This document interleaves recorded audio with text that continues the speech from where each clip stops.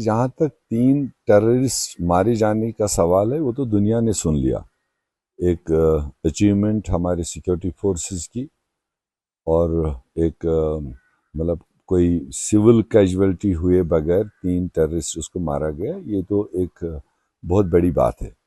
مگر سوال یہ ہے کہ جہاں تک اس کو پہلگام بائیسرن انسیڈنٹ کے ساتھ جوڑا جا رہا ہے، وہ پہلے دن سے ہی ابھی کنفیوزڈ نیوز چل رہی ہے۔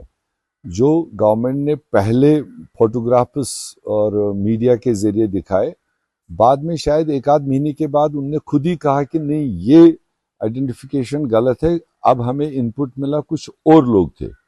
وہ جو اور لوگ تھے ان کی کوئی شکل صورت، کوئی پہچان تو کسی ذرائع سے عوام تک آئی نہیں۔ اب اگر کل کلیم کیا گیا کہ یہی وہ لوگ تھے تو ہمیں سیکیورٹی فورسز پر کہیں نہ کہیں تو بھروسہ رکھنا پڑے گا۔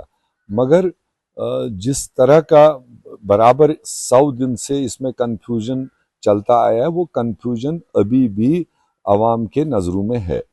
وہ سیکیورٹی فورسز کو یا جو بھی ذمہ دار لوگ ہیں ان کو وہ باضابطہ کلیئر کرنا چاہیے ود آئیڈینٹیفیکیشن، اور جن لوگوں کو ابھی تک انویسٹیگیشن ہوئی، جنہوں نے ان پٹس دیے، ان کے ساتھ ریلیٹ کرنا پڑے گا۔